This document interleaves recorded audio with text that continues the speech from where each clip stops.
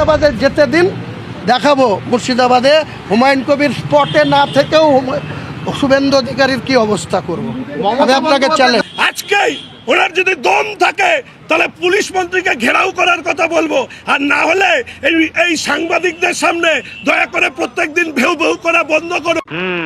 আমার জাতিকে আক্রমণ করবে আমি বলবো না, আমার কাছে আগে দল না, আগে আমার জাতি। আপনি লিখে দেন, আমি ওসব পরোয়া করি না। আমার জাতিকে অ্যাটাক করবে আর আমি শুভেন্দুকে ছেড়ে দেবো? কোনো মতেই ছাড়বো না। দলের অনুশাসন মানবো, কিন্তু আমাকে কেউ কাটতে আসবে আর দল যদি বলে তুমি চুপ করে তোমাকে কাটবে, তোমার গলাটা পেতে দাও, মোটেই না। কেন এখানে ল অ্যান্ড অর্ডার প্রবলেম করছে, একটা গোটা মুসলিম জাতিকে অ্যাটাক করছে, তার বিরুদ্ধে কেন পুলিশ প্রশাসন সমুটো কেস করছে না? ব্যর্থতার কথা আমি বলবো না, পুলিশ নাকে তেল দিয়ে ঘুমাচ্ছে। শুভেন্দু অধিকারীর ভবানীপুর হুঁশিয়ারিরও পাল্টা চ্যালেঞ্জ ছোড়েন হুমায়ুন। উনি আর একবার ভবানীপুরে লড়ুন, মুখ্যমন্ত্রীর কাছেও হারবেন। আর আমি ওনাকে আহ্বান করছি, 50-50% পপুলেশন আছে, হিন্দু 50%, মুসলিম পপুলেশনও 50%। ভরতপুর বিধানসভা, যেখানকার আমি বিধায়ক, ওনাকে আমি আহ্বান করছি, ওর হিম্মত থাকে তো ভরতপুরে শুধু লড়ুক। ওর কথার উত্তর দেব না, এটা উন্মাদ, হাফম্যাট, পাগল।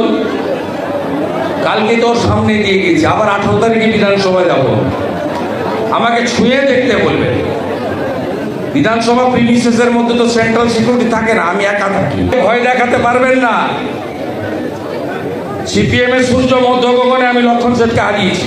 এই হুমকি উনি শুভেন্দু অধিকারীকে দেননি, এই হুমকি উনি মমতা ব্যানার্জিকে দিয়েছেন। মমতা ব্যানার্জিকে এটা প্রমাণ করতে হবে যে ওনার বিধায়ক যে কথা বলছে সেটা ঠিক না বেঠিক, এটা মমতা ব্যানার্জিকেই প্রমাণ করতে হবে, শুভেন্দু অধিকারীকে করতে হবে না। আর শুভেন্দুদা যা বলার বলে দিয়েছে, একটা কেশাগ্র স্পর্শ করে দেখা। এই বলে তার নিজের টিকিটটা কনফার্ম করার জন্য সব পাতলা মারছে, তার নিজের টিকিটটা কনফার্ম যাতে হয়। দিদির অরিজিনাল সাম্প্রদায়িক রাজনীতির ধ্বজাধারী হয়ে নিজের টিকিট কনফার্ম করে, তার জন্য বলছে, এগুলো সবাই জানে।